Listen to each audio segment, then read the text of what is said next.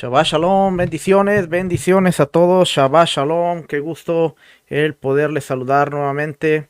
Déjenme hacer por aquí, compartir unas cuantas cosas por aquí para poder empezar. Shalom, bendiciones, bendiciones a todos los que se conectan como cada semana a que podamos estudiar juntos. Es un gusto el poder tenerle con nosotros, el poder estar compartiendo la palabra y podernos gozar. Así es que un saludo a mi amado hermano Javes Figueroa. Yo sé que está por ahí. Lo- Le saludamos, mi hermano. Bendiciones, bendiciones. Qué gusto que estén aquí con nosotros. Amén. Javes, un abrazo, mi hermano. Un abrazo. Bendiciones a todos. Estamos en una mañana fría. Estamos en una mañana fría. Afuera está congelado. La carretera las calles están congeladas. Tuvimos una pequeña cantidad de nieve el viernes en la tarde, jueves en la tarde, y se ha congelado, ha bajado las temperaturas, así es que estamos fríos por aquí, tenemos frío, pero estamos en bendición. Así es que hoy tenemos una enseñanza acerca de la porción bíblica, acerca de lo que es el estudio semanal, la porción Vayigash, que significa y se acercó, en la cual vamos a estar tratando unos temas interesantes. Acuérdense, como cada semana, el segmento se llama Torah, un estilo de vida. Y de alguna manera traemos cómo podemos aplicar la palabra de Dios a nuestro tiempo. Una cosa es leer la Biblia y otra cosa es entender el mensaje de la Biblia. Yo he aprendido esto de mis maestros, en el cual ellos me han enseñado que la Biblia fue escrita a nosotros, pero no para nosotros. ¿Qué quiere decir esto?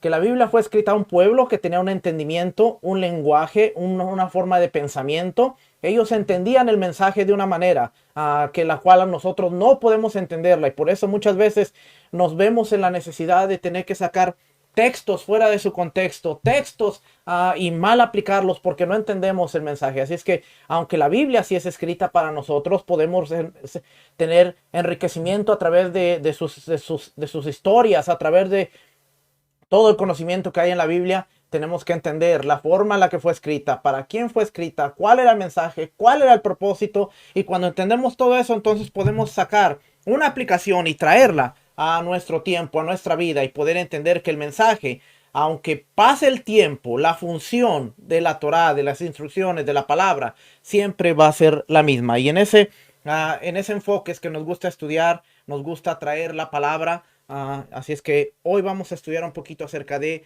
y se acercó la historia de Judá acercándose a José y todo este panorama que estamos viendo que está ocurriendo aquí. Así es que ah, vamos a empezar por aquí. Déjenme un momentito.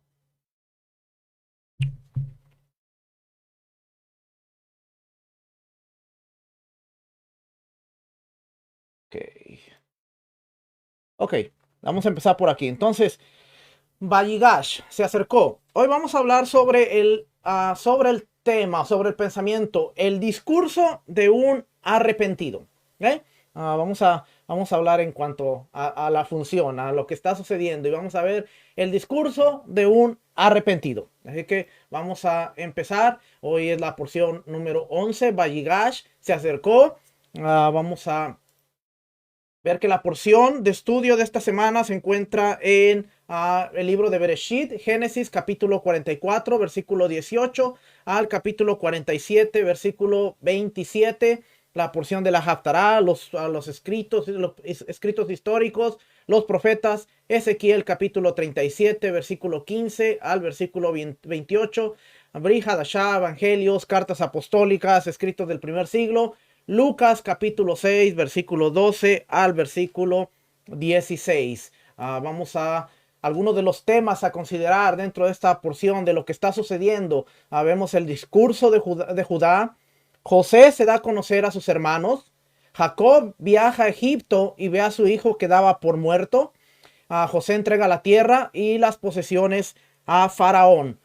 Estos son algunos de los temas. Hay muchos más, no son todos, pero son algunos de los temas más importantes que resaltan Hoy nos vamos a concentrar en el discurso de Judá. No vamos a hablar acerca de los demás, ya que es una porción extremadamente larga, interesante, profética. Tiene un contenido profético muy, muy, muy hermoso. Contiene lo que es Ezequiel, el profeta Ezequiel, las dos varas, las dos varas que se hacen uno. Todo esto es bien profético, pero no vamos a hablar de eso el día de hoy. Más adelante quizás vamos a hablar de esas cosas. Así es que vamos a dar gracias por la bendita palabra, el regalo de la Torá. Así que vamos a decir, bendigan a Yahweh, el que es bendito. Bendito es Yahweh, el que es bendito por siempre. Bendito eres tú, Yahweh, nuestro Elohim, Rey del universo, que nos elegiste entre todos los pueblos y nos diste tu Torá. Bendito eres tú, eterno, que nos das la Torá. Baruch et Adonai Mevorach, Baruch Adonai Mevorach leolam baet, Baruch atar Adonai Elohenu melech haolam, Asher bacharbano mikol ha'amim, menatan lanu et torato, Baruch atar Adonai noten ha-Torah. Amén, amén. Y empezamos viendo que dice aquí, Génesis capítulo 44, versículo 18, dice, entonces Judá se le acercó y dijo, oh Señor mío, permite a tu siervo hablar una palabra a los oídos de mi Señor, y que no se encienda tu ira contra tu siervo, pues tú eres como Faraón mismo. Mi señor preguntó a sus siervos diciendo, ¿tenéis padre o hermano?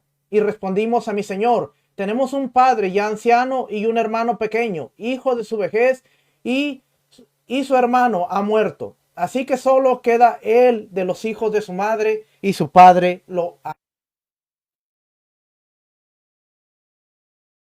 Entonces tú dijiste a tus siervos, traédmelo para que yo lo vea. Y nosotros respondimos a mi señor, el muchacho no puede dejar a su padre, pues dejará a su padre y éste morirá. Pues si dejara a su padre, éste morirá. Tú, sin embargo, dijiste a tus siervos, si vuestro hermano menor no desciende con vosotros, no volveréis a ver mi rostro. Y mi padre, tu siervo, nos dijo, vosotros sabéis que mi mujer me dio a luz 2 hijos. El uno salió de mi lado y dije, seguro que ha sido despedazado, y no lo he visto desde entonces. Y si también os lleváis a este de mi presencia, y algo malo le sucede, haréis descender mis canas con dolor al Seol. Ahora pues, cuando yo vuelva a mi padre, tu siervo, y el muchacho no esté con nosotros, como su vida está ligada a la vida del muchacho, sucederá que cuando él vea que el muchacho no está con nosotros, morirá. Así pues tus siervos harán descender las canas de nuestro padre, tu siervo, con dolor al Seol. Porque yo, tu siervo, me hice responsable del muchacho con mi padre, diciendo, si no te lo traigo, que lleve yo la culpa delante de mi padre para siempre. Ahora pues, te ruego que quede tu siervo como esclavo de mi señor en lugar del muchacho, y que el muchacho suba con sus hermanos. Pues, ¿cómo subiré a mi padre no estando el muchacho conmigo, sin que yo vea el mal que sobrevendrá a mi padre? Estamos viendo uno de los discursos más grandes quizás que hay en el libro de Bereshit, en el libro de Génesis. Y estamos viendo la culminación de lo que vendrá a ser la vida de Jacob, incluyendo la porción, la parashá de la próxima semana. Y estamos viendo el clímax de una historia que ha sido llevada a través de celos, envidias, ha sido llevada a través de desengaños, comenzando con la vida de Jacob, desde cómo a través de un engaño y a través de algo que él hizo para tener la bendición que Dios había prometido a su madre, que era de él. Él tiene que salir huyendo, él tiene que hacer todas estas cosas. Y vemos cómo ahora en esta porción vamos a ver la reunificación de una familia. José revelándose a sus hermanos. José trayendo este mensaje. Y vemos a Judá con la casa de Israel que representa a José, Efraín, a Manasés. Cómo hay una reunificación tal como lo dice el profeta Ezequiel. Pero más allá de todo esto, vamos a ver Cómo un hombre es confrontado. Ya hemos visto cómo Judá fue confrontado, cómo José ha sido confrontado. Ahora vamos a ver cómo Judá nuevamente es confrontado bajo las mismas circunstancias, las cuales provocaron la venta y el deshacerse de uno de los hermanos que él consideraba o que era considerado el hijo de la mujer a que su padre amaba, el hijo de la mujer por el cual había dado todo. Y su madre había sido de alguna manera despreciada. Aunque Lea le había estado dando hijos a Jacob, vemos que la atención, el amor y todo lo que tenía Jacob siempre estaba con su amada a Raquel. Así es que vamos a darnos cuenta ahora. Por eso yo le puse el discurso de un arrepentido, porque vamos a ver que dentro de la narrativa y dentro de lo que vemos en la escritura, estamos viendo el discurso de un hombre que está siendo confrontado, un hombre que ha recapacitado y un hombre que ha visto el daño que ha causado una vez por un engaño, por un desengaño, el daño que ha causado a través de la envidia, el daño que ha causado a través de muchas circunstancias, y ahora lo vamos a ver con esta actitud. Así es que vamos a continuar aquí. Vamos a hacer un pequeño resumen mirando hacia atrás. Estamos a punto de terminar el libro de Bereshit, el libro de Génesis. Vamos a hacer un pequeño resumen hacia atrás. Vamos a empezar viendo que Bereshit, al principio, Dios, Elohim, crea el universo, él crea el paraíso. Le dice al hombre que sea fecundo, que se multiplique, que llene la tierra y que la someta, que la gobierne, que sea Señor. En cambio, el hombre desobedece y elige un camino que conduce al exilio, conduce a la destrucción y conduce a la muerte. Pero Dios se propone redimir al hombre. Esto es un poquito de lo que hemos estudiado hasta el día de hoy. Noah, no significa Noé, reposó, descansa y Dios, Elohim, comienza de nuevo, dándole 70 hijos que se convierten en las naciones del mundo. Las naciones intentan unificarse en Shinar para tomar el cielo por la fuerza. Siempre vemos aquí la intención de Dios y la intención del hombre y el accionar y el caminar del hombre. Quiero que ponga atención a eso. Dios responde llamando a Lech Lechá. Vete a ti mismo. Abraham se convierte en Abraham, el padre de una multitud de naciones. Dios se propone alcanzar a las naciones del mundo a través de una nueva nación. Vayerá, Yahweh y el Señor se apareció, no solo para anunciar el nacimiento milagroso del hijo y heredero de Abraham, pero también más tarde para preservar la esperanza encarnada de la resurrección en Isaac, ofrecida en Moriah. Ahí Dios le dice a Abraham que su semilla madurará y se convertirá en una nación indestructible. Hayei Sarah, la vida de Sara, continúa el hogar hasta la siguiente generación, que sería Toldot. Generaciones extienden la tierra y el patrimonio de semillas a Isaac, su hogar y más allá. Vayeseb, Jacob. Jacob salió a su hogar ancestral para escapar de la ira de Esaú y evitar la asimilación en Canaán.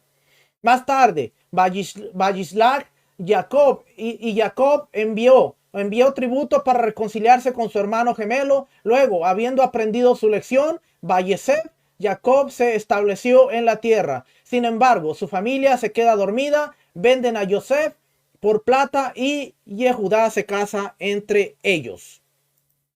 Mientras tanto, Miquetz, al final, un largo tiempo en la cárcel, Joseph es elevado a la posición de virrey en Egipto. Ahí obliga a sus hermanos hambrientos a enfrentarse a los pecados del pasado, hasta que llegamos a Vayigash, Yehudá, y Judá se acercó para enfrentar la perspectiva de pecar contra su padre nuevamente. Oiga esta parte.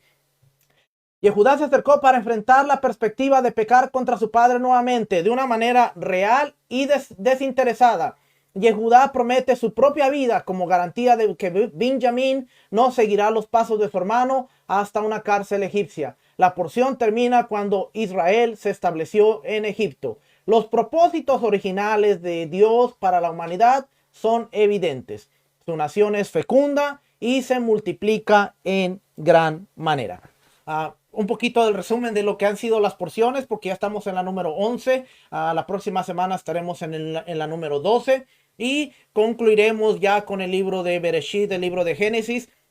Increíble que hace apenas unos días estábamos celebrando Simchat Torah, el recibimiento de la Torah, y ahora estamos diciendo, ya estamos por concluir el libro de Génesis, para que vea qué tan rápido avanza el tiempo y qué tan rápido nosotros debemos estar conscientes de que estas porciones no son para darnos sabiduría, estas porciones no son para darnos conocimiento simplemente, sino estas porciones son para enseñarnos las cosas que han sucedido y que seguirán sucediendo nuevamente, en donde Dios, el Dios Todopoderoso, tiene un plan con la humanidad. La humanidad se rechaza, la humanidad rehúsa seguir la intención y la voluntad a la obediencia del plan de Dios y siempre correr en pos de en pos de lo que ellos creen, de lo que ellos quieren. Nosotros como seres humanos se nos hace difícil someternos a la voluntad, someternos a las direcciones del Padre, y siempre nos encontramos haciendo algo que pensamos que está bien. El mismo proverbista dijo, hay caminos que al hombre le parecen de bien, pero su final es de muerte y destrucción.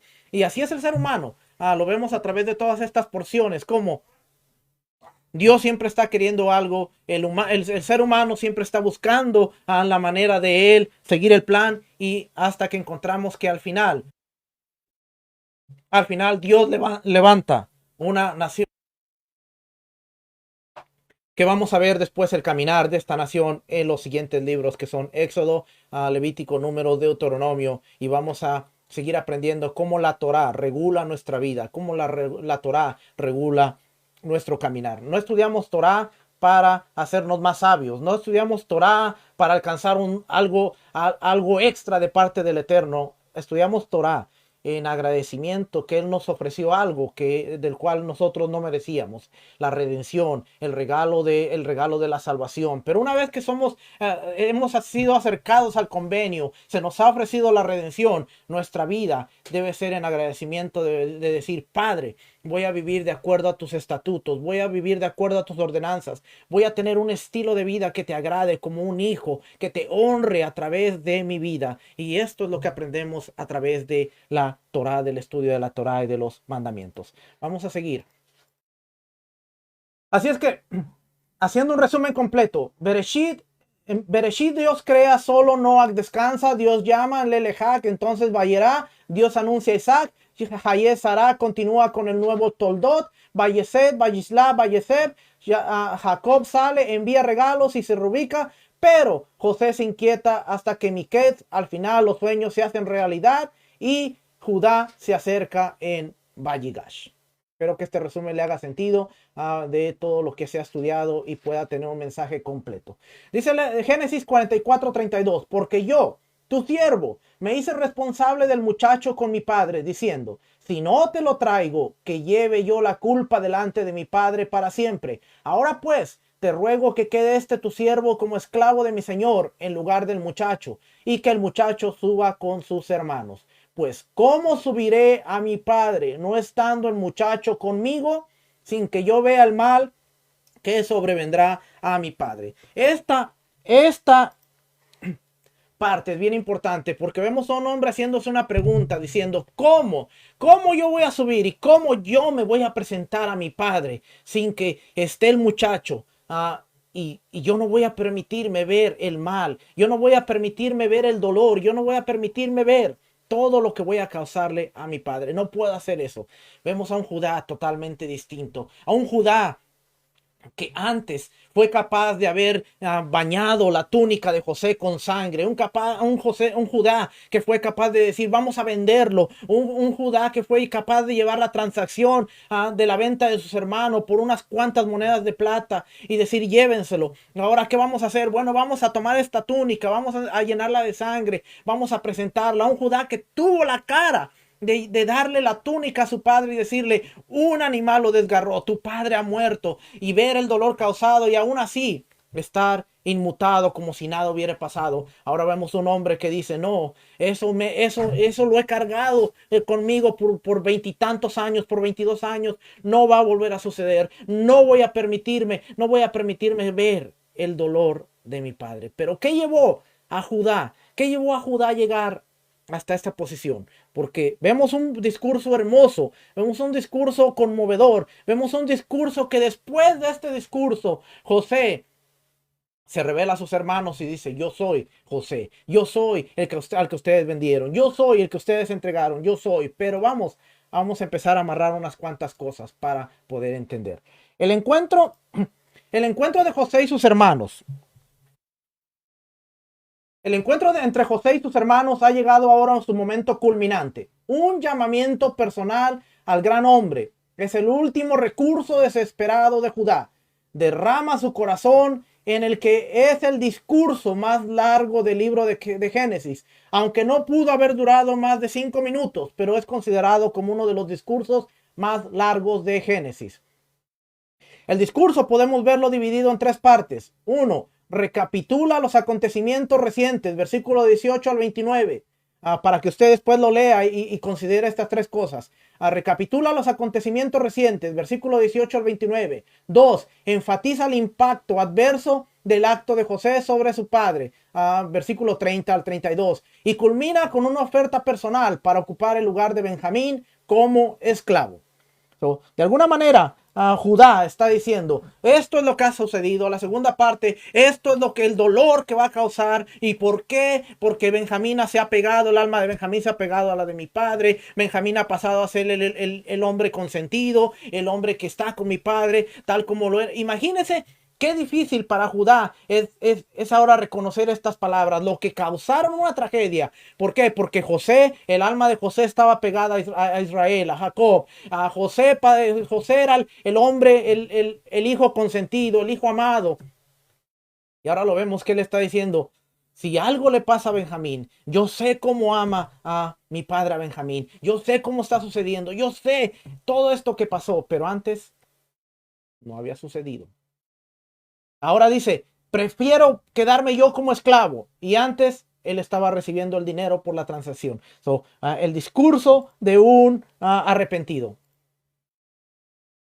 No menciona el robo de la copa ni la inocencia o culpabilidad del acusado. Esta apelación astuta, pero simple, al sentido de justicia y misericordia de José, intenta invocar su humanidad a través de repetidas referencias al estado de su anciano padre. También está diseñado para impresionar a José con el noble sacrificio personal del orador. Ahora, déjenme ver qué sigue por acá. La elocuencia de Judá es eficaz porque es deferente, pero digna, enérgica, pero no provocativa, llena de pasión, pero moderada y abiertamente sincera. Hay muchos comentaristas en los cuales ellos aluden que Judá tenía la intención aún de aniquilar. Y acuérdense lo que pasó en Siquem, cuando él y Simeón van y aniquilan a todo un pueblo. Entonces algunos comentaristas dicen que la intención, el pararse de frente de Judá era en parte a que él tenía la intención de acabar con José, acabar con todo el ejército y acabar con todo lo que estuviera ahí. Son algunos comentarios que podemos considerar. La escritura no nos menciona nada de esto, pero nunca tenemos que estar cerrados a los comentarios y ver lo que podemos aprender. Ahora, yo no estoy diciendo que así realmente sea, pero siempre son cosas que podemos considerar, siempre son cosas que podemos ver. Nunca hay que cerrarnos a una de las cosas que tenemos que entender, hermanos, que siempre la mayor parte del tiempo desechamos argumentos, desechamos cosas, desechamos muchas de las cosas que no entendemos, pero la razón es porque no las entendemos y porque no sabemos, no las estudiamos. Así es que mi recomendación es, antes de desechar algo, antes de hacer un comentario negativo, siempre tenemos que tener la intención de conocer, estudiar, escudriñar y ver por qué es el argumento y cuál es la intención del argumento, y quizás aprendamos algo a través de eso, aunque no lo creamos totalmente, pero siempre tenemos que estar abiertos a todo este tipo de comentarios. Yo no voy a hablar nada de la guerra de Judá, no voy a hablar nada de lo que se avecinaba, pero sí quiero que usted esté consciente de esto, porque muchas veces decimos, no, pero es que eso es rabínico, pero es que eso es judío, pero es que eso es de allá. A veces estamos llenos de antisemitismo, hermanos, y esto va en todo el sistema de creencias completo, empezando desde catolicismo, cristianismo, aún raíces hebreas, porque a la mayor parte del tiempo el antisemitismo nos mata, de decir, no, no, no, eso es judío, eso es hecho por el hombre, eso es inventado por el hombre, no, la Mishnah, el Talmud, no, y es la falta del conocimiento, la falta de no poder estudiar estas cosas. Mire, si algo no lo sabemos, a veces tenemos que quedarnos callados, tenemos que darnos la oportunidad de aprender, la oportunidad de escudriñar, la oportunidad de ver cuáles son los argumentos y después a través del Ruach, a través del Espíritu, a ver si son válidos los argumentos, podemos sacar algo, podemos entender algo y no solamente rechazarlo a todo. Así es que solamente para que quede, quede. Solo hay que tener cuidado. De hecho, en esta porción pasa algo bien interesante, como lo vemos en todas las escrituras. Y déjeme abrir este paréntesis para decírselo. En esta porción, nosotros vemos que cuando los siervos de José van y detienen a los hombres que ya cenaron, ya cenaron, comieron, y ahora se despiden y todos van, llevan alimento, llevan a Rubén, llevan a Benjamín y ya van para la tierra de Canaán. Todo parece que va de maravilla, pero la copa de José estaba escondida en el saco de Benjamín. Los hermanos no sabían y ellos dicen la expresión, si encuentran la copa en el saco de alguno de nosotros, que esa persona muera y todos los demás vamos a ser esclavos. Hay que tener cuidado, mi hermano, hay que tener cuidado, porque si algo vemos en esta porción es que estos hombres están diciendo, somos inocentes a tal grado de que nuestra inocencia podemos ponerla aún sobre el fuego y decir que si ustedes encuentran la copa en alguno de nuestros sacos, que esa persona muera y todos los demás seremos esclavos. Lo vemos hace unas semanas, cuando llega Labán a buscar el campamento de Jacob, pidiendo a las estatuillas, pidiendo los ídolos, pidiendo los tefilín. Y Jacob, en esa seguridad de tener en su casa, Jacob dice, Labán, aquí no hay nada, aquí no pasa nada. Es más, si tú encuentras los tefilín, si tú encuentras las estatuillas en alguna persona, que esa persona muera. Acto seguido, se le revela que su amada Raquel era la que tenía los estatuillas. Dentro de la era siguiente de Israel, encontramos al profeta Natán.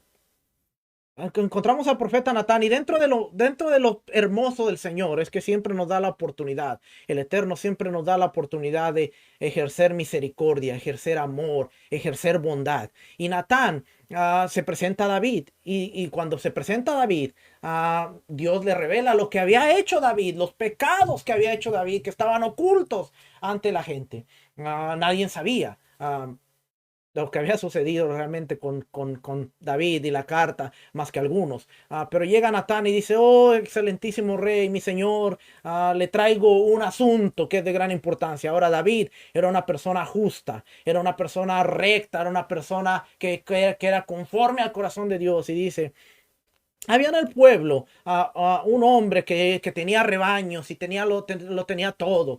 Y había un hombre que tenía una ovejita. Y cuando los invitados vinieron de este hombre que lo tenía todo a visitarlo, este hombre tomó la ovejita, la única ovejita que tenía este hombre, para matarla y para darla a sus invitados y para presentársela a sus invitados. David se llena de furia. David se llena de coraje porque era un hombre justo, porque dice, ¿cómo? Y Natán le dice, ¿qué crees tú, rey, que tengamos que hacer con este hombre? Y David, lleno de iras, de la ira y el celo santo, dice, este hombre debe morir. Este hombre, la paga de este hombre es la muerte. Y Natán le dice, tú eres ese hombre, David, y tú acabas de declarar el veredicto en contra de tu caso. Si este hombre, si David hubiera dicho, bueno, vamos a pedir misericordia por él, vamos a pedir que Dios le perdone, que Dios tenga misericordia, pero dice, no, que este hombre que muera. Y después vemos que de alguna manera David no murió, pero David no murió, pero vemos que la culpa es transferida a su hijo y su hijo muere y después su casa, la casa de David es un relajo completamente. Así es que una de las cosas que tenemos que entender, mi hermano, es que a veces en nuestra justicia nos creemos tan santos, nos creemos tan bien que empezamos a mirar todo lo demás sin darnos cuenta de todas las cosas que cargamos, de todas las cosas que traemos dentro, de todas las cosas que nos afligen y debemos tener cuidado, hermano, debemos tener mucho cuidado. Estos hombres dicen, si tú encuentras la copa en alguno de nosotros, porque sabemos que aquí no sucede nada de eso, que ese hombre muera y los demás seremos tus sirvientes. Y les hubiera salido caro, porque Benjamín iba a morir y todos los demás iban a ser esclavos y Jacob se hubiera quedado sin ninguno de sus hijos. Pero sabemos que había un plan más grande y esa no era la intención de José, sino la intención de José era otra. Así es que versículo 18 dice apelar, literalmente hablar en los oídos. Que es una expresión idiomática que realmente significa tener una audiencia. Así es que lo que Judá estaba haciendo estaba queriendo tener una audiencia con José, con el virrey de Egipto para hablar en privado. La frase el igual de Faraón, la frase no es una mera adulación. Judá no está buscando el favor de él, sino que es un recordatorio sutil del poder de José para conceder un perdón en virtud de su exaltada posición. Así que cuando le dice, tú eres igual que Faraón, no está adulando, no está diciendo, no está queriendo ganar su favor, sino que está diciendo, yo sé quién tú eres, yo sé qué autoridad cargas y yo sé que tú tienes el poder para dar muerte, como tienes el poder para poder rescatar a alguien de la muerte. Así que, ¿listos? Vamos a empezar entonces. Caminando por el camino de Teshuvá, que significa arrepentimiento, Judá se acercó a José. Vamos a ver que, número uno, vamos a ver arrepentimiento en la vida de Judá cuando se acerca a José. Debe ofrecerse a sí mismo por Benjamín para honrar su promesa personal a su padre. Capítulo 44, versículo 32. Dice, como tu siervo salió por fiador del joven, con mi padre diciendo, si no te lo devuelvo a traer, entonces yo seré culpable ante mi padre para siempre. Así es que ahora debe ofrecerse a sí mismo. Irónicamente, Judá debe tomar el lugar de su hermano en solemnidad y humildad. Ahora, irónicamente, vemos que Judá tiene que tomar el lugar de su hermano en solemnidad y humildad. Y esto es algo bien maravilloso, hermano, porque a veces vemos, Judá se ofreció por Benjamín, Judá que se quería quedar por él, pero no vemos todo el contexto y todo lo que ha sucedido a través de los años en esta familia, a través de estos hermanos, a través de los hijos de Lea versus contra los hijos de Rebeca y todo lo que está sucediendo. Ahora para que Judá, en presencia de José, que nadie sabe qué es José, pero José realmente estaba buscando esta escena de los hermanos, quería ver qué tanto habían cambiado, cómo era su relación con Benjamín, cómo trataban a Benjamín, cómo su padre había sufrido el dolor de él. Todas estas cosas vemos que a través de el acusamiento de que ellos eran espías en el antiguo Medio Oriente y especialmente en Egipto, mucha gente bajaba de lo que era Canaán, de lo que era Mesopotamia, y muchos de ellos eran espías. Entonces, José toma en algo que él podía controlar, una situación que él podía controlar, y él ve, bueno, a los espías se les interroga, a los espías se les busca información, a los espías se les hace un interrogatorio exhaustivo. Cuando él los ve la primera vez, el acusamiento de espías tiene un doble propósito: revelar quiénes son ellos y, segundo, a través de un proceso legal, enterarse de la vida de estas personas sin que ellos se dieran cuenta. Porque imagínense una persona que de repente te empieza a preguntar por tu papá, por tus hijos, por tu casa. Tú te vas a quedar como diciendo, ¿por qué tengo que darte explicación? ¿Por qué tengo que decirte estas cosas? Pero en el contexto del antiguo Medio Oriente, en el contexto legal, la acusación de que eran espías era una acusación grave. Ellos eran llevados a un lugar y en ese lugar José tenía el derecho de preguntarles cualquier cosa y ellos contestar. Por eso les pregunta por su casa, les pregunta por su familia. Ellos tienen que darle todo lo que ellos sabían de su padre, sus hermanos, todas estas cosas, por lo que incluía una acusación de ser espía en Egipto, la civilización más poderosa. Y ahora tienes una gente, Egipto tenía enemigos de todas partes. Y como ya dije, de Canaán, de Mesopotamia, venía la gente para encontrar los puntos débiles sobre los cuales atacar. Egipto estaba en constante guerra, su imperio crecía y siempre muchos estaban tratando de derrocar al faraón, a su imperio. Entonces la acusación siempre la tomamos como, los acusó, pero era un argumento legal que él podía considerar para poder tomarlos, llevarlos a un lado, a interrogarlos, hacerle una interrogación exhaustiva. Y es por eso que ellos empiezan a hablar de su padre, de sus hermanos, que uno está en casa, el otro no está. Pero eso es lo interesante, que la primera vez ellos dicen su hermano no está. La segunda, Judá en su discurso se ve enfrentado a decirle ha muerto.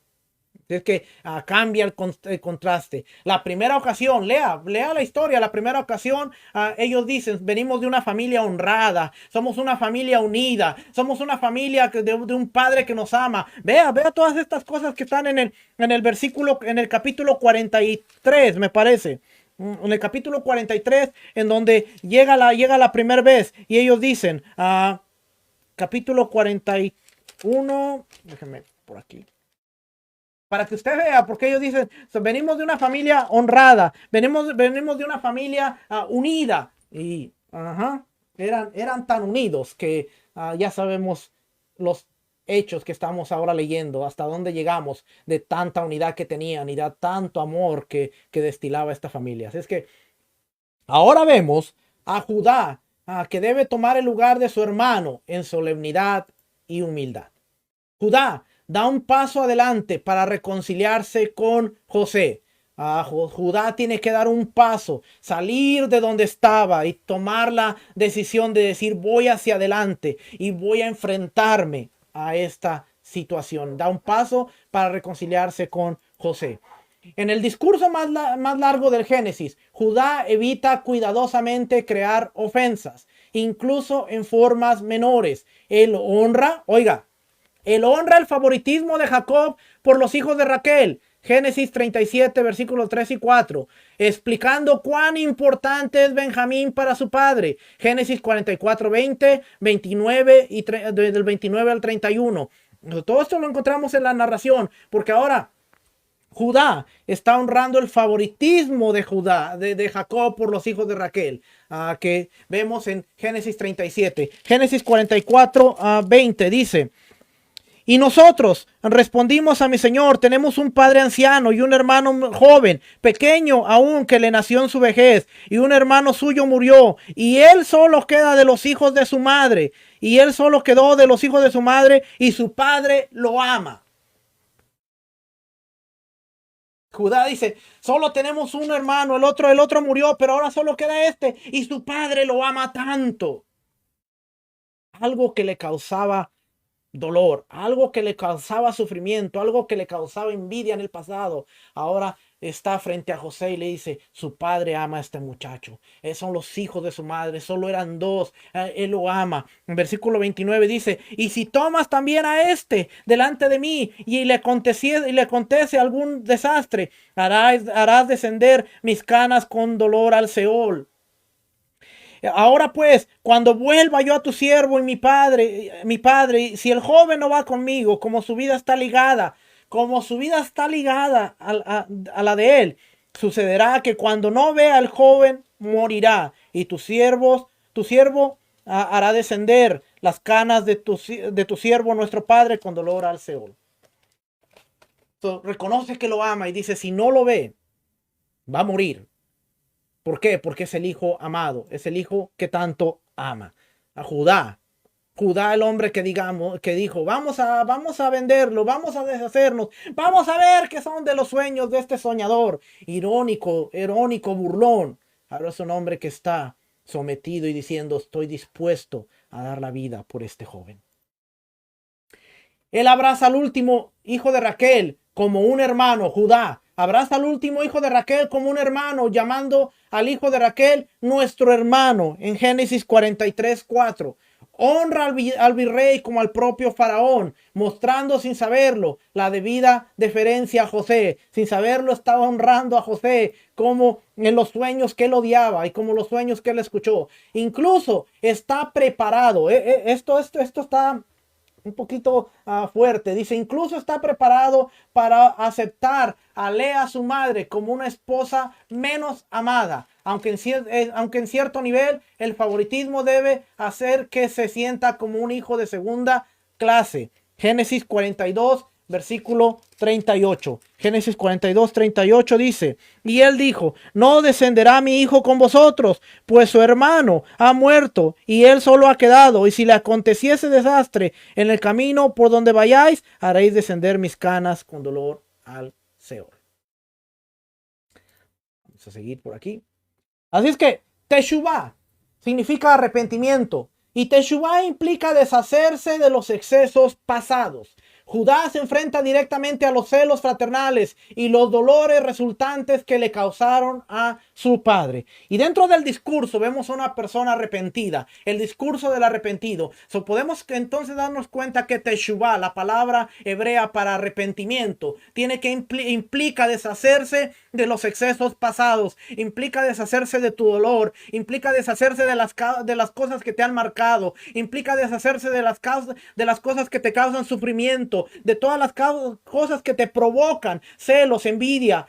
Judá se tiene que enfrentar directamente a los celos fraternales y ahora decir, son hijos de su esposa, son hijos de la amada, son nuestros hermanos, pero el padre los amó a él, a José. Ahora él tiene que tomar el lugar de decir, ahora yo comprendo y entiendo la situación. Y ahora estoy en la misma situación con diferentes circunstancias en las cuales yo bien podía haber dicho, bueno, se encontró la copa que es plata, a través del cual la plata vendieron a José y José fue esclavo. Ahora Benjamín tiene plata dentro de su saco y él y los otros hermanos hubieran podido tomar la decisión de decir, bueno, es el momento en el cual podemos deshacernos del otro hijo al cual mi padre ha amado, el otro hijo por el cual mi padre nos ha hecho menos, el otro hijo por el cual mi padre se ha desvivido. Es la oportunidad perfecta para decir, bueno, encontraron la plata en el costal de Benjamín,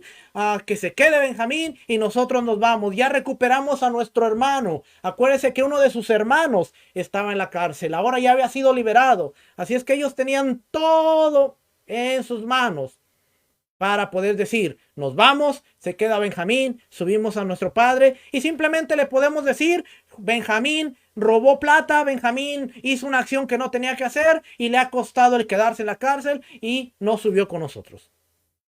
Pero no, vemos que ahora a través de los eventos y todo lo que ha sucedido y lo que ha pasado, vemos que la Teshuvah no solo fue un arrepentimiento de decir, ay, me arrepiento, ay, pido perdón, sino que ahora vemos un cambio de actitud, vemos un cambio de personalidad, vemos a un hombre que estuvo dispuesto a ver el llanto, el sufrimiento, el dolor de su hermano cuando le decía, sálveme, sáquenme del pozo, no me dejen ir con los ismaelitas, y ellos tranquilos, ahora a ser un hombre que es decir, prefiero que vaya a él, prefiero que dejar mi vida, prefiero quedarme a ver sufrir a mi padre. Esto nos indica, hermanos, que la Teshuvah, el arrepentimiento, debe estar en la perspectiva bíblica, porque hemos menospreciado lo que arrepentimiento significa. Arrepentimiento no es decir una oración, arrepentimiento no es confesar la oración del pecador y que tu vida siga siendo la misma, sino arrepentimiento debe provocar cambios. Arrepentimiento es que tú debes deshacerte de todos los excesos pasados.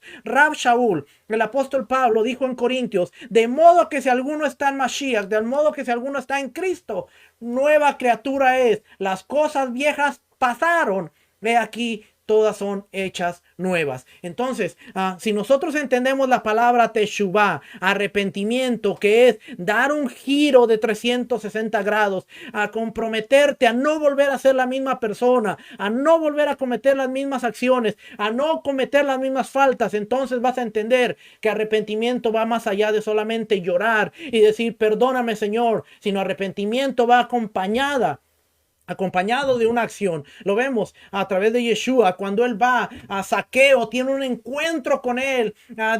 Yeshua le dice, hoy voy a ir a tu casa. Zaqueo tiene un encuentro y de repente produce una teshuvah, un arrepentimiento en él, al grado que dice Zaqueo, antes yo era una persona que hacía transacciones malas, antes yo era una persona que robaba, ahora le voy a devolver a todos y les voy a devolver con intereses. ¿Ve? Zaqueo no solamente aceptó a Yeshua, como muchas veces se predica, lo dejó entrar a su casa, lo dejó entrar a su corazón y Zaqueo tuvo un encuentro con Yeshua. No, solamente esa es una parte, pero ahora vemos lo que produce el tener un encuentro con Yeshua, tener un encuentro con Dios a través de su enviado. Ahora produce un cambio en tu perspectiva, un cambio en tu accionar, un cambio en tu vida. Y es por eso la importancia de la Torá, de las instrucciones, porque ellas van moldeando tu carácter, van moldeando tu diario vivir, van moldeando la forma en la que tú te conduces, porque ahora tú eres una persona que debe o debería tener una mentalidad diferente y distinta. A Judá se enfrenta directamente a los celos fraternales, los dolores resultantes que le causaron a su padre. Génesis 44, versículo 31 al capítulo 45, versículo 7. Dice, cuando vea que el muchacho no está con nosotros, morirá y tus siervos llevarán las canas de tu siervo, nuestro padre, al Sheol con dolor. Estas son las expresiones que Jacob les dice a ellos. Dice, si Benjamín no viene, llevarán mis canas al Seol. Y esto está tan impactado en la vida de los hermanos de José, que ellos dicen, si el muchacho no va, esta vez sí veremos las canas de nuestro padre descender al Seol. Vemos que ahora están tomando las palabras de su padre con una diferencia. Están tomando las palabras de su padre con responsabilidad. Están tomando las palabras de su padre con un respeto en el cual dice, vamos a honrar, porque si no lo hacemos, nosotros seremos responsables. Génesis 42, versículo 38 dice, haciéndose eco de la conciencia de su padre, Judá enfrenta directamente el dolor que una vez causó a su padre al regresar sin José. Versículo 26 a 28, versículo 34 y 35 del capítulo 37 de Génesis. ¿Cuál fue esa primera vez? La venta de José y después regresar con la túnica a Jacob y decirle, tu hijo ha sido devorado por una fiera y no está. Así es que ahora él, haciéndose conciencia, eco de la conciencia de su padre, Judá enfrenta directamente el dolor y sabe lo que le causó la pérdida de José. Y el arrepentido ahora está pensando, cuánto dolor le causé a mi padre, cuánto dolor le causé, cómo vi sufrir a mi padre, cómo vi sufrir a este hombre por no traerle a su hijo.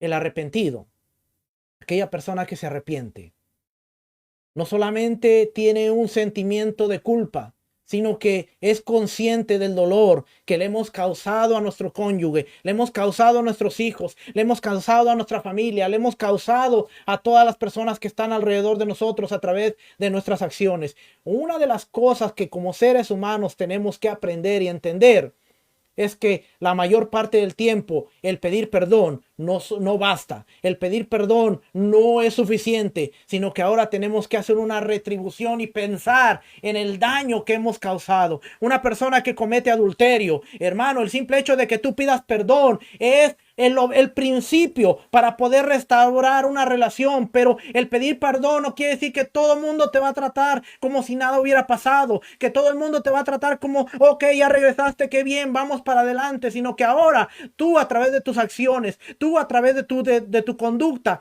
tú tienes que mostrar un arrepentimiento, tú tienes que mostrar que estás consciente del dolor que le causaste a tu familia, a tu esposa, a tus hijos, a todos los que están a tu alrededor. A veces la gente viene de un adulterio, es perdonado y piensa y quiere tomar la actitud como si nada hubiera pasado, o a veces aún peor. ¿Por qué? Porque se sienten que eran indispensables y que tuvieron que regresar. No me malentienda, el perdón es la base, el perdón es lo principal, pero tenemos que acordarnos de siempre tener en mente cuál fue el dolor, cuál fue el daño, cuál fue el resultado de mis acciones. Judá se ofrece a sí mismo en un arrepentimiento desinteresado y amoroso. Ahora lo vemos que él se está ofreciendo en un arrepentimiento desinteresado y amoroso. Esta vez se sumerge de cabeza en el camino del sacrificio amoroso y desinteresado, ofreciendo permanecer como esclavo en lugar de Benjamín. Le implora al virrey, que lo mira en secreto a través de los ojos de José, su hermano: no me dejes ver el mal que encontrará a mi padre en tiempos posteriores. Ahora él le suplica, le dice: no me dejes ver. ¿Qué mal le va a causar esto a mi padre? No me dejes ver, porque durante 20 años he vivido con esta conciencia de que mi padre aún mi padre se niega, porque vemos a través de las expresiones de José, de Jacob, que Jacob tenía la esperanza de poder volver a ver a José. A Jacob no daba por sentado, aunque lo había aceptado, pero completamente él no daba por sentado que José estaba muerto. Él tenía la esperanza, aunque fuera lejana. Él tenía la emuná muy distante de que él podría volver a ver a José. Y él, imagínense todo este tiempo que había pasado, a los hermanos vivir con la conciencia, vivir con el secreto. La conciencia y el secreto te abruma, hermano, te mata.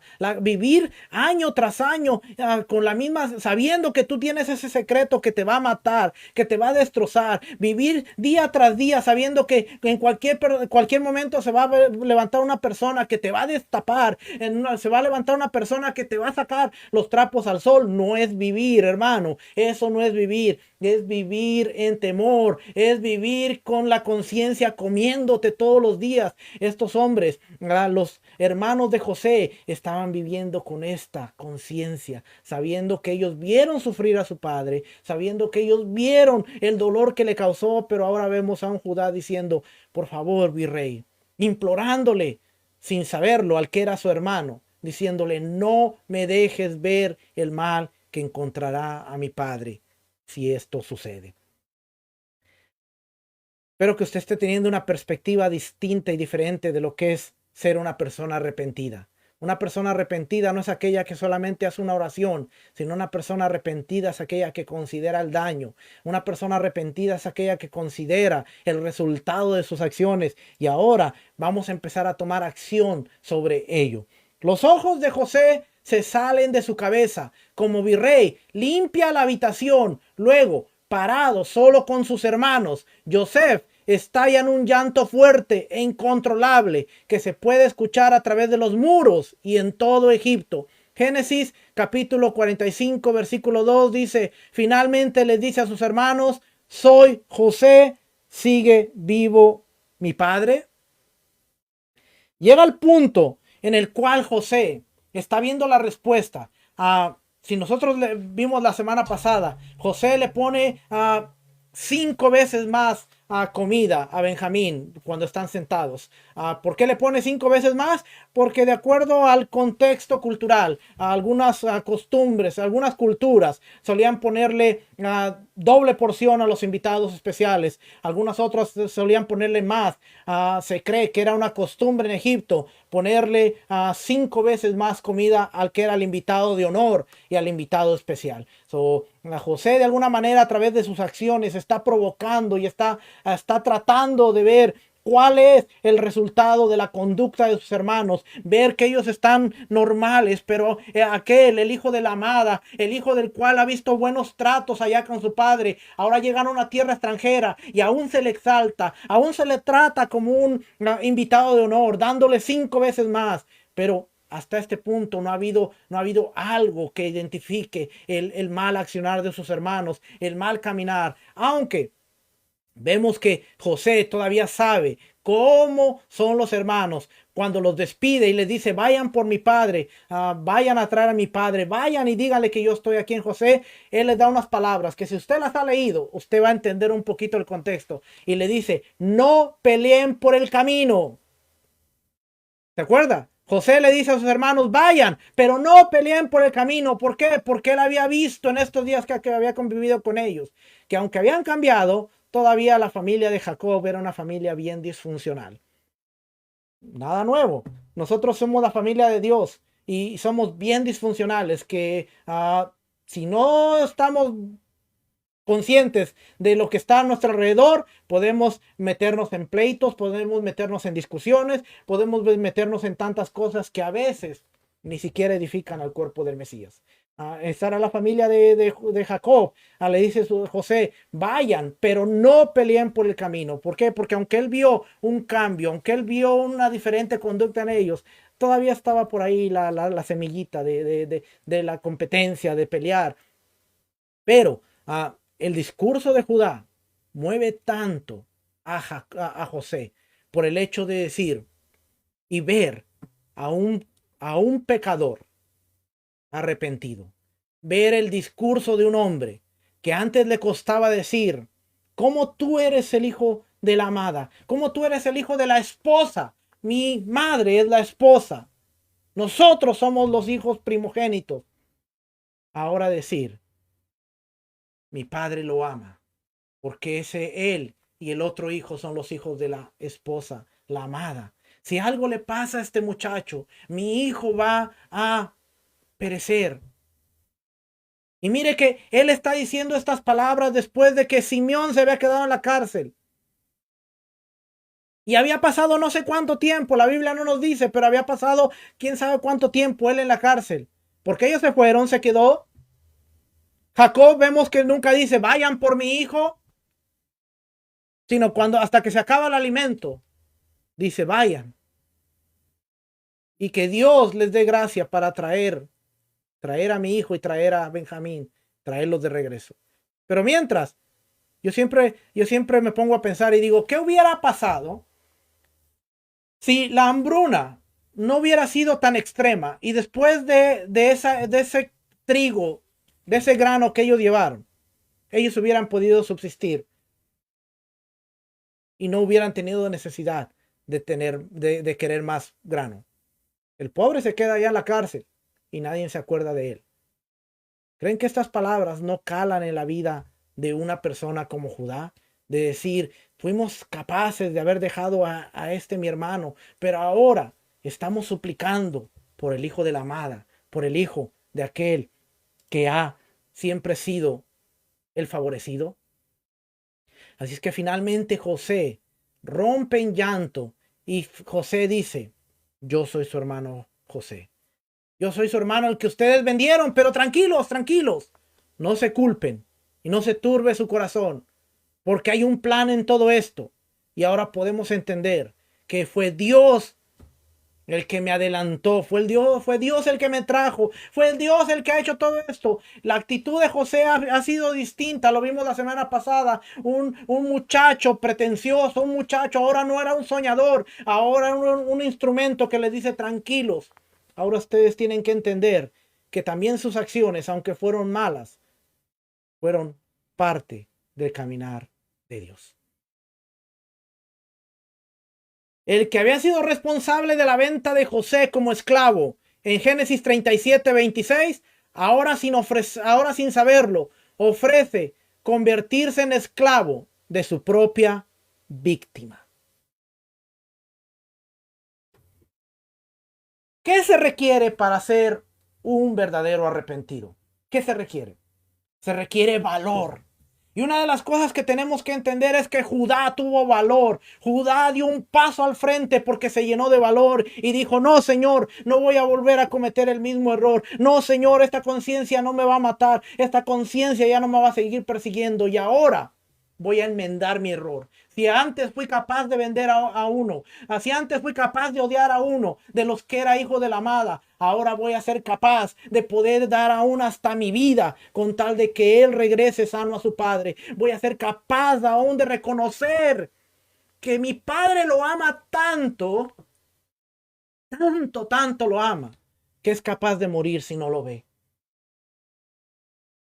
Cuando tomamos la actitud de arrepentido, arrepentido no es el concepto que hemos tenido de pasa al frente y llora lágrimas de cocodrilo y siente un remordimiento y si siente que cometiste mal. No, arrepentido es tener el valor de decir lo que me agobia, lo que me arrastra, lo que me esclaviza. Hoy voy a tener el dominio propio, hoy voy a tener el poder de decir ya no más, ya no voy a ser esclavo de mis acciones. Santiago dice que si alguno es tentado, no diga que es tentado por Dios, porque Dios no tienta a nadie, sino que cada uno de su propia concupiscencia es tentado, y cuando es tentado, esa tentación viene a dar a luz un pecado. Entonces, la primera acción que debemos tener para arrepentirnos y arrepentirnos de verdad es tomar el valor de reconocer nuestras faltas, las cosas que hemos hecho mal.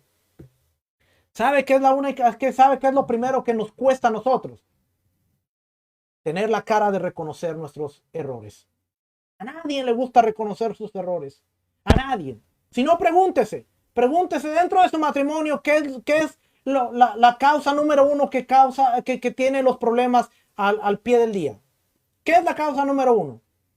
Que tanto el hombre como la mujer no quieren reconocer sus faltas, y al no reconocer nuestras faltas no queremos trabajar para solucionar nuestras faltas. Siempre es más lindo, siempre es más bonito apuntar el dedo a tu esposa, a tu esposo, a tu pastor, a tu líder, a tu patrón. No, es que mi patrón me carga la mano, no es que mi patrón es malo, no es que mi patrón, pero no te has dado cuenta que a lo mejor tú tienes actitudes que te convierten en un mal trabajador y no quieres reconocerla.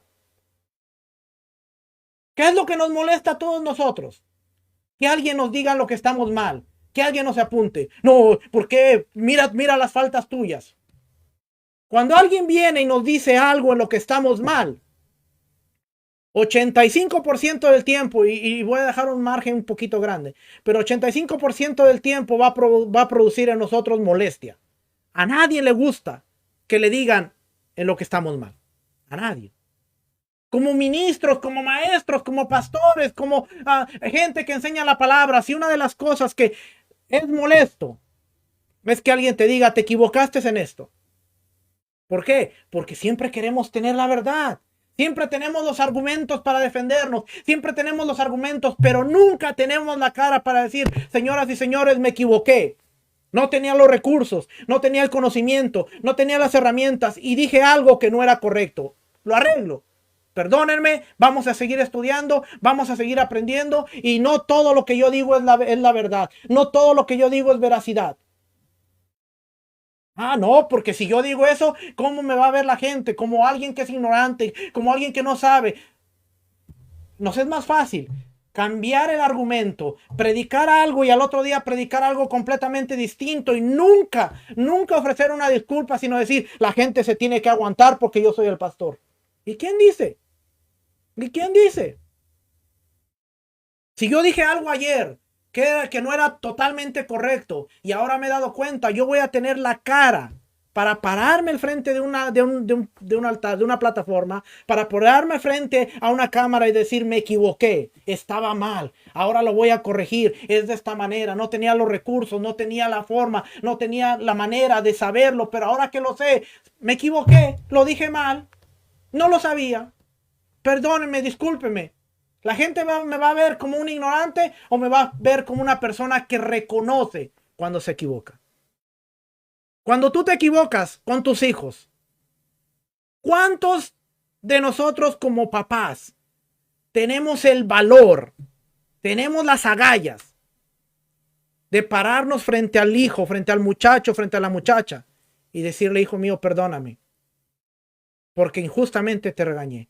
Perdóname porque mi regaño fue incorrecto. Perdóname porque... ¿Cuántas veces? Así es que el arrepentimiento va más allá de un dicho, el arrepentimiento va más allá de expresar unas palabras, sino que tiene que ir acompañado con una acción. Judá se decía arrepentido, Judá se decía que había entendido de la lección, pero ahora lo vemos con su acción de decir, soy capaz de quedarme en el lugar de este como esclavo y no ver a mi familia y no ver a los míos con tal de que este daño no vuelva a suceder.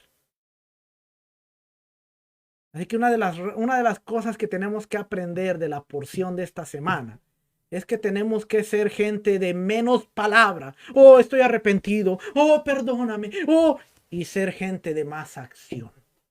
Demostrar con nuestros hechos, con nuestras actitudes y con nuestras acciones que realmente somos gente arrepentida. ¿Sabe que por eso en el sistema tradicional es tan común? Una de las cosas que siempre me llamó la atención y yo siempre decía, ¿por qué? ¿Por qué?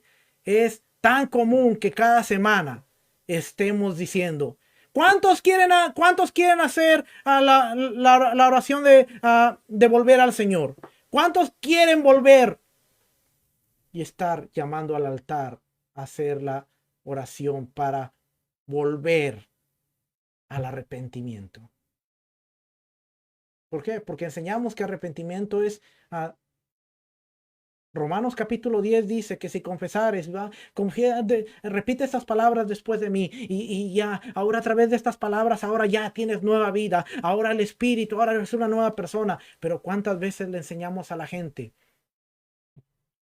Hiciste Teshuvá, debe haber un cambio de actitud, un cambio de accionar. Tu vida debe dar un giro. Así es que vemos en Judá, el que había sido responsable de la venta de José como esclavo, ahora sin saberlo ofrece convertirse en esclavo de su propia víctima.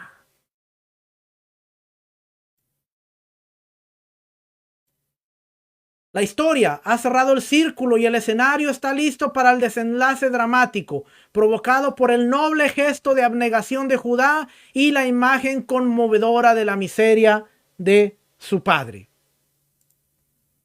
Proverbios nos exhorta a andar con sabiduría, sabiendo que como un hombre siembra, también cosechará. Puedes pensar en cualquier momento de tu vida en el que hayas sembrado espinas en la vida de los demás, solo para ver que las cosas se vuelvan en tu contra.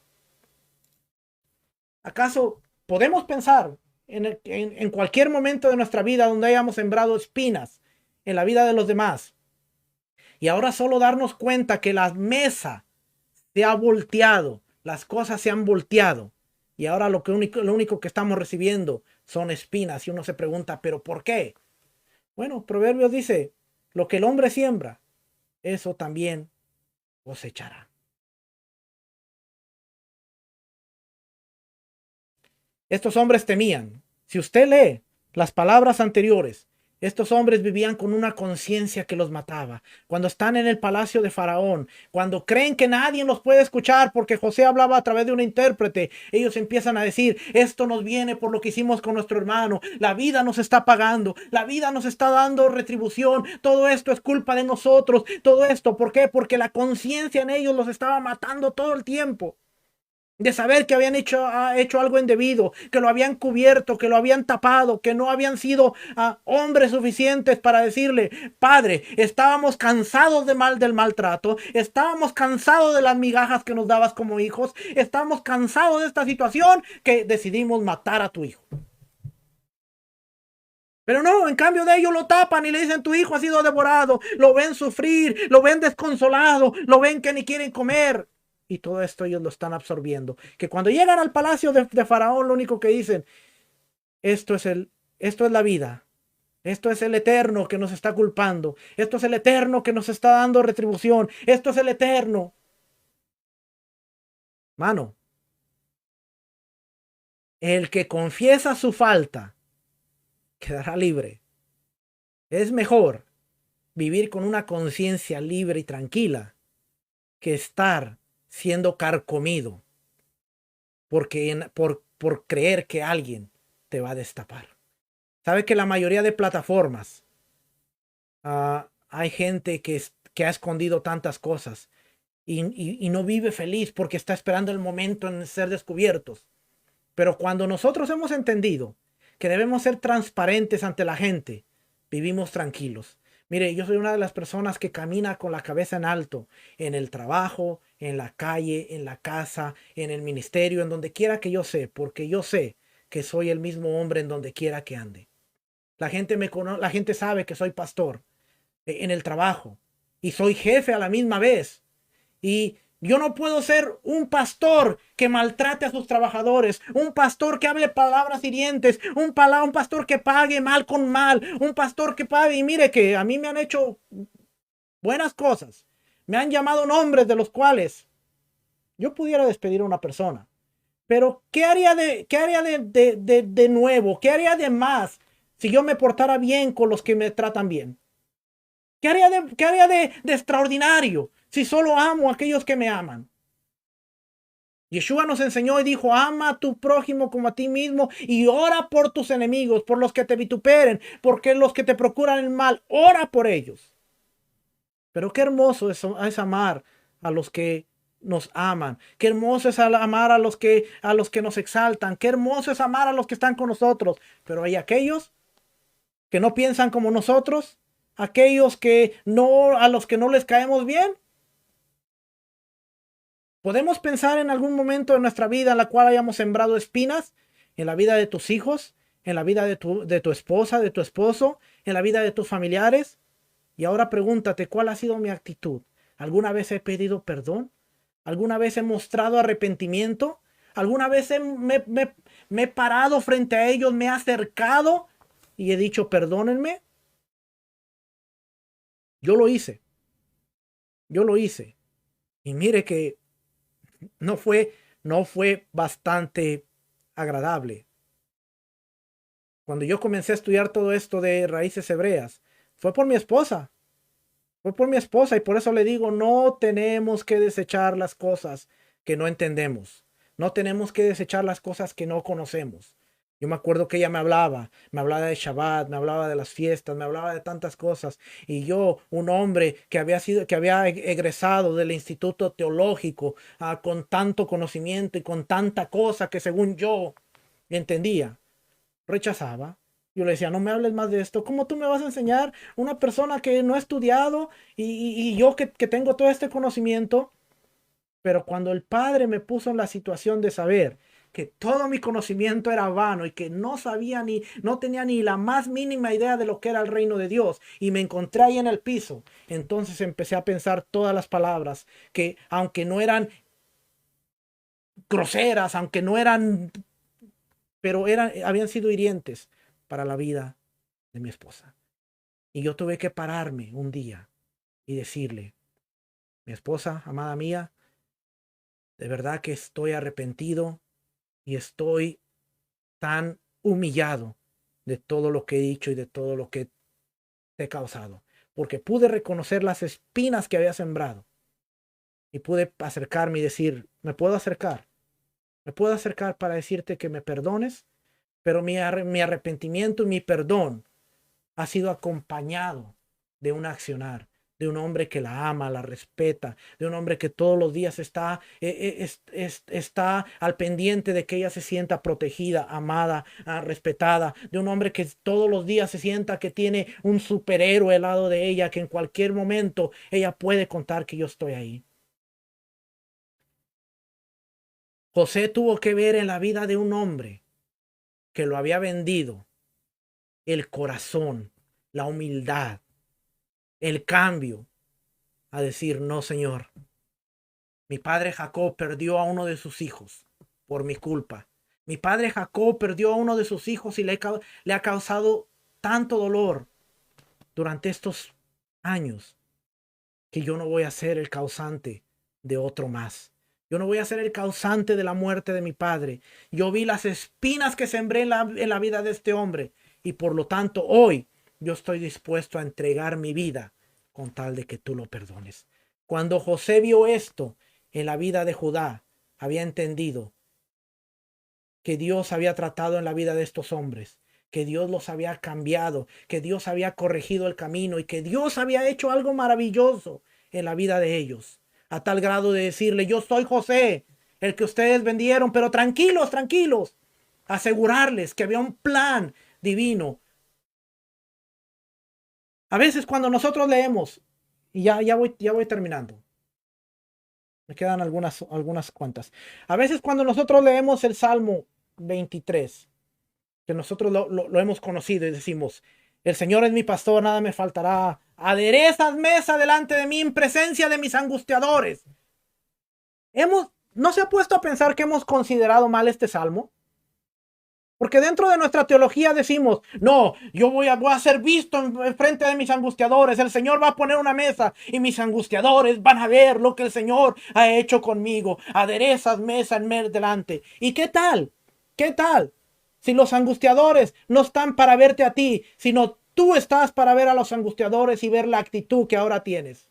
Y el Señor está poniendo todo frente a ti para ver cuál es tu actitud. Para ver si tú dices, señores, aquí estoy. O si para ver si tú dices, mírenme, mírenme, ¿ven? Ah, ¿vieron? Ustedes me maltrataban, ustedes miren ahora, yo estoy arriba. ¿Ah? Y muchas veces hemos enseñado este versículo, no te preocupes que el Señor te va a exaltar en frente de tus angustiadores, Él va a poner la mesa, Él te va a sentar en los lugares y tú vas a ver a tus enemigos a la cara y ellos van a ver. ¿Y qué tal si todo lo que el Salmo 23 dice es, de esas mesas en presencia de mis angustiadores? Nos está reflejando la vida de José, que tenía una mesa enfrente de sus angustiadores y él podía decir, yo soy el segundo de Faraón. Yo soy el hombre que tiene el poder en todo este imperio. Yo puedo matar, yo puedo encarcelar, yo puedo hacer lo que quiera. Ah, ¿se acuerdan cuando ustedes dijeron, ahí viene el soñador? Vamos a meterlo en la cisterna a ver qué hay de sus sueños. Miren, miren, aquí están los sueños hechos realidad. Ahora, ¿qué tienen que decir? Ahora, ¿qué tienen que hablar? Porque el soñador se ha convertido en virrey. Ahora, ¿qué tienen que decir? No, no. Él los trata con misericordia. Él los trata con amor. Él los trata con respeto. Y él entiende que está ahí por un plan del Señor. Está ahí por un plan que va más allá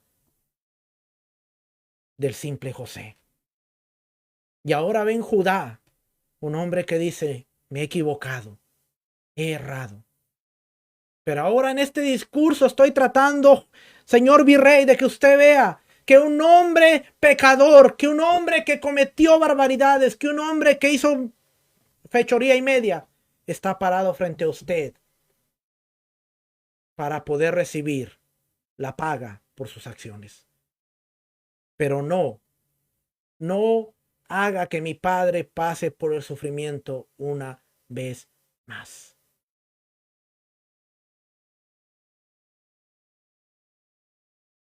En ninguna parte se ilustra más claramente este principio que en la porción de hoy. Vayigash, Judá se acercó en heroico y amoroso sacrificio propio para evitar que su padre sufriera un dolor desgarrador.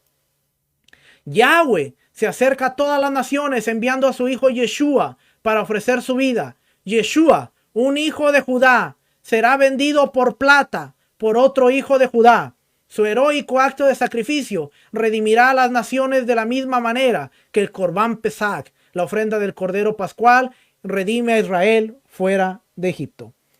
Por eso la porción del Brit Hadashah, la porción del pacto renovado, nos habla de Lucas capítulo 6, la elección de los 12 discípulos, porque vemos a Judas Iscariote, que era de la tribu de Judá, un hijo de la tribu de Judá, vendiendo a otro hijo de Judá, redentor de David. Acercarse, me quedan 3. Acercarse trae la unidad necesaria para salvar a la humanidad. ¿Estás preparado para acercarte? ¿Estás dispuesto a reconciliarte con todas las personas de tu vida sin importar el costo personal? Esto quiero que lo pienses muy bien. ¿Estás dispuesto a reconciliarte con todas las personas de tu vida sin importar el costo personal?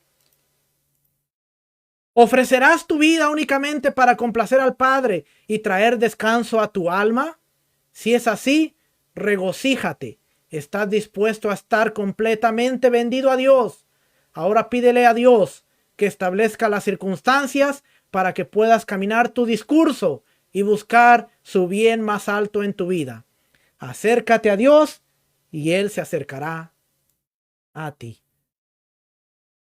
Acércate a Dios y Él se acercará a ti. Vayigash. Este es el de la tarde, perdón, Vayigash. La restitución del reino de Israel. Pero Vayigash, el discurso de un arrepentido. Ahora, yo te pregunto, ¿cuál es tu discurso?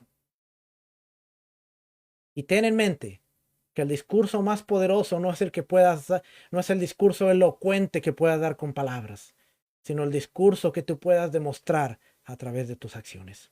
¿Quieres restauración en tu matrimonio, restauración en tu familia, restauración en tus finanzas, restauración en muchas áreas de tu vida? Dios puede hacerlo, pero Él necesita que el discurso de tu arrepentimiento sea válido a través de tus acciones. Y entonces vamos a darnos cuenta que muchas cosas diferentes suceden en nuestra vida. Familia, shalom, bendiciones, que el Eterno les bendiga, que el Eterno les guarde, que el Eterno haga resplandecer el rostro sobre cada uno de ustedes, les conceda de su shalom, les conceda de su paz. Puede visitar esta enseñanza y muchas otras en nuestro canal de YouTube, Asamblea Profética Berea. Cada semana estamos preparando mensajes. Cada viernes a las 7 de la noche estamos trayendo una pequeña charla en cuanto a los matrimonios y créame, ha sido de bendición, está siendo de bendición. Así es que si usted está interesado, viernes a las 7 de la noche tenemos Hogar con Valor. Y de este sábado en 2 semanas, a las 7 de la noche, vamos a empezar una serie que se llama El cristianismo a través de la historia. Y vamos a ver cómo a través de la historia el cristianismo ha ido mutando y ha ido llegando a lo que conocemos ahora. Realmente es lo que practicaron los discípulos de Yeshua, realmente es lo que Pablo enseñaba en sus cartas, realmente es lo que vemos y qué es lo que ha sucedido a través del primer siglo, segundo siglo, tercer siglo y así en adelante hasta llegar al 2020, en donde ahora la palabra cristiano es muy común. Pero cuando vemos o vamos al inicio, vamos a darnos cuenta qué era el camino, qué eran los seguidores de Yeshua y cómo llegamos al cristianismo moderno del día de hoy. Como siempre les digo, aprendí esto de mi maestro Rico Cortés y me gusta decirlo: no me crea nada a mí, verifíquelo con la escritura, pídale al Rúa que le guíe y vea cómo la palabra de Dios es buena, agradable, convierte al alma y alegra el corazón de aquel que está dispuesto a seguirla. Familia, Shawatov, nos estaremos viendo la próxima semana. Aquellos que estén interesados, vamos a seguir estudiando la porción de la Haftará hoy a las 5 de la tarde. Así es que si usted quiere conectarse, por ahí lo esperamos. Familia, Shalom, bendiciones.